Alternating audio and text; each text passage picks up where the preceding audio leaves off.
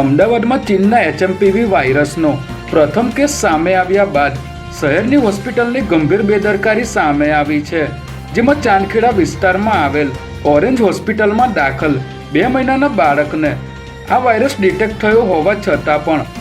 આ હોસ્પિટલે અમદાવાદ મ્યુનિસિપલ કોર્પોરેશનને જાણ કરી ન હતી, જેથી AMCના હેલ્થ વિભાગને હોસ્પિટલ પર કાર્યવાહી કેમ ન કરવી અને માહિતી છુપાવવા બદલ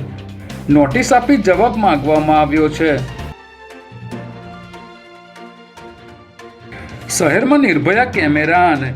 ઇમરજન્સી બોક્સ ચાલુ છે કે નહીં તેની ચકાસણી કરવા માટે આનંદનગર પોલીસ સ્ટેશનમાં ફરજ બજાવતી મહિલા પોલીસની ટીમ શાંતિથી જઈ રહી હતી, ત્યારે મકરબા પાસે ઇકો કારમાં આવી રહેલા 4 શખ્સોએ જોરજોરથી હોર્ન મારીને તેમને સાઈડ આપવાનું કહ્યું હતું, જે બાદ ચારેય શખ્સોએ તેમની કારને આંતરી લીધી હતી અને બાદમાં ગાળો આપવાની શરૂ કરી હતી, જેથી મહિલા પોલીસ કર્મીની ફરિયાદના આધારે આનંદનગર પોલીસે સરકારી કામમાં રૂકાવટ કરવા બદલ અભિષેક યાદવ, અર્જુન યાદવ, સંદીપ સેન અને સુનિલ યાદવની ધરપકડ કરી આગળની કાર્યવાહી હાથ ધરી છે.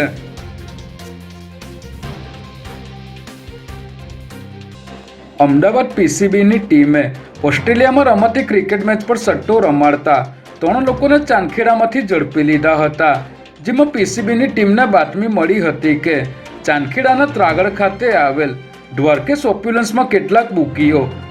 ક્રિકેટ પર સટ્ટો રમાડી રહ્યા છે, જેના આધારે PCBની ટીમે અહીં દરોડો પાડી કેયુર પટેલ, આકાશ શાહ અને કુણાલ મોદી નામના આરોપીઓને ઝડપી લઈ મોબાઈલ ફોન, લેપટોપ અને અન્ય મુદ્દામાલ કબજે કર્યો હતો, જ્યારે થલતેજના જસુ ઠાકોર સહિત 5 આરોપીઓને વોન્ટેડ જાહેર કરી તપાસનો ધમધમાટ શરૂ કર્યો છે.